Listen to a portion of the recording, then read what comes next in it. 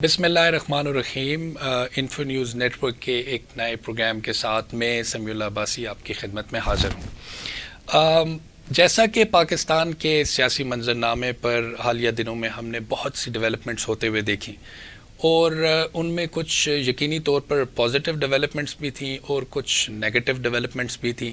اگر ہم positive developments کی بات کریں تو پاکستان میں خاص طور پر اعلیٰ عدلیہ نے جس طریقے سے پاکستان کو آئینی بحران سے دوچار ہونے سے بچایا اور پاکستان میں جمہوریت اور پارلیمان کی مضبوطی کے لیے اپنا کردار ادا کیا، وہ یقینی طور پر قابل ستائش ہے۔ اس کے علاوہ اگر ہم مسلح افواج پاکستان کے ترجمان DGI-SPR کی پریس بریفنگ کا ذکر کریں، جس پر آلریڈی کافی زیادہ بات ہو چکی ہے، اور اس میں جس طریقے سے انہوں نے پاکستان میں جمہوریت کے ساتھ اور جمہوری اداروں کے ساتھ کھڑے ہونے کا اعادہ کیا اور اس کے ساتھ ساتھ جمہوریت کو پاکستان کا مستقبل قرار دیا، میں سمجھتا ہوں کہ وہ ایک انتہائی ایک اہم سنگ میل ثابت ہوگا پاکستان کے مستقبل میں، کیونکہ بلا شبہ پاکستان کا جو مستقبل ہے وہ جمہوریت سے ہی وابستہ ہے۔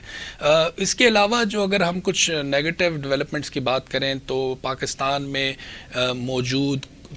میں آئینی عہدوں پر براجمان کچھ بڑی شخصیات نے جس طریقے سے اپنی آئینی ذمہ داریوں سے انحراف کیا، وہ میں سمجھتا ہوں کہ بلا شبہ اس کو کوئی پازیٹیولی دیکھنا خاصا مشکل ہے۔ تو اسی حوالے سے آج کے پروگرام میں ہم بات کریں گے کہ کیا پاکستان کے ماضی میں بھی کچھ اس طرح کی ڈیولپمنٹس ہوئیں یا یہ پہلی دفعہ ہی ہم نے اس طرح کا سلسلہ دیکھا، یا پھر پاکستان کے اور پاکستان کے مستقبل پہ اس کا کیا امپیکٹ ہو سکتا ہے۔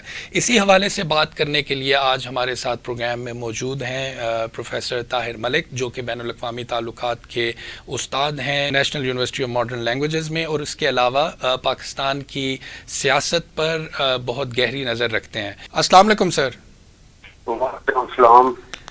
جی، تو پروفیسر صاحب آپ اس بارے میں تھوڑی سی روشنی ڈالیے گا کہ ہم دیکھتے ہیں کہ پاکستان کے ماضی میں 2008 میں ایک ڈکٹیٹر جنرل پرویز مشرف کی حکومت تھی، اور انہوں نے بھی جو اس وقت کی جو منتخب حکومت تھی یوسف رضا گیلانی صاحب سے حلف لیا، اور بعد میں ان کی کابینہ سے جو کہ ایک مخلوط حکومت تھی مسلم لیگ نواز کی اور پیپلز پارٹی کی، ان سے ایک ڈکٹیٹر ہوتے ہوئے بھی انہوں نے جو اس وقت کی جو آئینی ذمہ داری تھی اس کو ادا کیا اور ان سے حلف لیا، اور بڑے ایک اچھے جمہوری خوشگوار انداز میں سمجھتا ہوں کہ اپنی احتجاج بھی ریکارڈ کروایا اس وقت کے جو کیبنٹ کے جو ممبرز تھے، انہوں نے کالی پٹیاں باندھ کے۔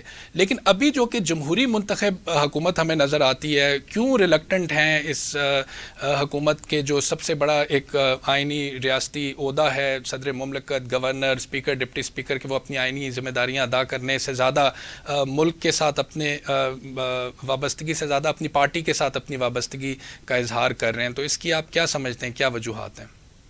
اس کی وجہ یہ ہے کہ ایک پاپولسٹ نیریٹو آیا ہے پوری دنیا میں، جو آئین کو، جمہوریت کو اور آئینی بندوبست کو کسی خاطر میں نہیں لاتا۔ یہ بظاہر ڈیموکریٹس ہیں، لیکن ڈیموکریٹس اگینسٹ ڈیموکریسی ہے۔ تو امریکہ میں ہم نے ڈونلڈ ٹرمپ کو دیکھا، ٹرکی میں اردگان ہیں، پڑوسی ملک میں نریندر مودی ہیں، اور ہمارے یہاں بھی ایک پاپولسٹ ویو آئی ہے۔ تو پہلی بات تو یہ ہے، جو آپ کے سوال بڑا اچھا آپ نے کیا، کہ آپ نے ایک آئینی ذمہ داری ادا کرنے کے لیے آئین پہ حلف بنا لیا، پھر آپ اسپیکر منتخب ہوئے، ڈپٹی اسپیکر، صدر، گورنر، تو وہ آپ if you have failed to perform duty, تو یہ تو پھر ایک بہت ہی سنجیدہ بات ہے کہ آپ اپنی تنخواہ لے رہے ہیں، مراد لے رہے ہیں، عہدہ لے رہے ہیں، لیکن آپ آئینی ذمہ داری ادا نہیں کر رہے۔ تو یہ تو بڑی تشویشناک بات ہے۔ ہم سب کی سیاسی وابستگیاں ہو جا سکتی ہیں، اور لیکن تعصبات ہو سکتی ہیں، لیکن جو آئینی فرائض ہیں ان کی کو سر انجام دینے میں کوئی غفلت نہیں ہونی چاہیے۔ اور جب ہم ان عہدوں پہ ہوتے ہیں تو یہ عہدے بھی یہ فیڈریشن کی علامت ہے۔ پارلیمنٹ کا جو اسپیکر ہوتا ہے وہ نیوٹرل ہوتا ہے، وہ اس ادارے کا سربراہ ہوتا ہے۔ اسی وجہ سے دنیا کے بہت سارے ملکوں میں پارلیمانی روایت ہے، اسپیکر اپنا ووٹ کاسٹ نہیں کرتا، وہ گورنمنٹ کے خلاف بھی رولنگ دے دیتا ہے، اپوزیشن کے خلاف بھی دے دیتا ہے۔ تو اگر صحیح ہو جائے کہ دونوں حکومت اور حزب اختلاف کے ووٹ برابر ہوں، تو ایسی صورتحال میں اسپیکر اپنا ووٹ کاسٹ کرتا ہے۔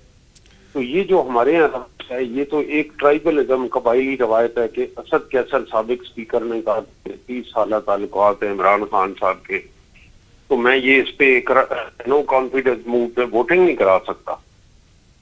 تو یہ تو قبائلی ٹرائبلزم کی اور کیا مسائل ہوگی؟ یعنی نہ میں آئین کو مانتا ہوں نہ قانون کو نہیں مانتا، ایسے تعلقات ہیں، وہ میرے قبیلے کا سربراہ. تو ایسا نہیں تھا. یہاں مولوی تمیز الدین سے لے کے ملک معراج خالد مرحوم وہ ذوالفقار علی بھٹو کے ساتھی تھے، لیکن جب محترمہ بے نظیر بھٹو کے خلاف عدم اعتماد پیش ہوئی تو ملک معراج خالد مرحوم نے کہا کہ میں آپ کی پارٹی کا رکن ہوں لیکن میں نیوٹرل ہوں. ایز اے اسپیکر میرا یہ تقاضا ہے کہ میں نو کانفیڈنس پہ ووٹنگ بھی کراؤں اور اپوزیشن کو فلور بھی. تو تاریخ میں ایسے لوگوں کا انعام لکھا جاتا ہے کہ جو آئین اور قانون کی پاسداری کرتے ہیں. وہ قائد محمد علی جناح سے لے کے اور ملک معراج خالد تک کی روشن روایات کرتے ہیں. تو اس کے بعد جب یہ معاملہ سپریم کورٹ میں ریفر ہوا تو وہاں سے ایک کلیئر رولنگ آ گئی. تو میں حیران ہوں کہ اسپیکر کے ڈپٹی اسپیکر کے اقدام کو غیر آئینی غیر قانونی قرار دیا، لیکن رتی برابر بھی شرم نہیں آئی اور وہ اصرار کرتے رہے کہ میں نہ مانوں، نہ ہم قانون کو مانتے ہیں نہ مانتے ہیں نہ پارلیمنٹ کو. تو یہ روش ٹھیک نہیں ہے. عمران خان نے ماضی میں ہمیں بتایا جب میاں نواز شریف سابق وزیر اعظم کے خلاف فیصلہ آیا کہ ملک دشمنی کی انہوں نے تحقیق کی کہ عدالتوں کے فیصلوں کے خلاف روڈ پہ آنا انہیں تسلیم نہ کرنا اصل ملک دشمنی یہ ہے. یہ عمران خان صاحب کے الفاظ ہیں. تو اب انہیں یہ ہمارے یہاں رکھ رہی ہے کہ کسی بھی سیاسی فریق کے خلاف فیصلہ آئے، کسی ڈکٹیٹر کے خلاف آئے تو ہم رول آف لا کی باتیں تو بہت کرتے ہیں لیکن ہم اس فیصلے کو تسلیم نہیں کرتے.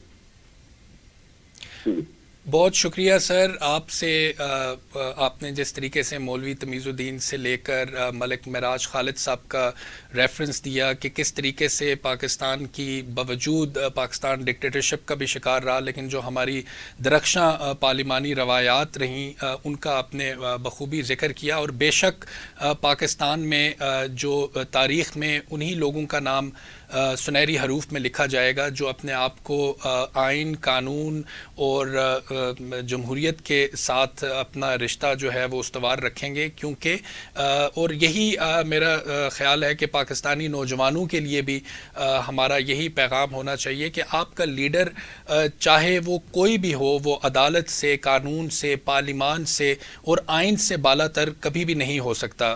سب گلے شکوے اگر آپ کے کوئی بھی ہیں تو وہ اسی دائرے کے اندر میں سمجھتا ہوں کہ ہونے چاہیے. اور اگر آپ کو لگتا ہے کہ وہ سب غلط ہیں اور آپ کے لیڈر صحیح ہیں تو بلا شبہ آپ شاید تاریخ کے غلط موڑ پہ کھڑے ہیں.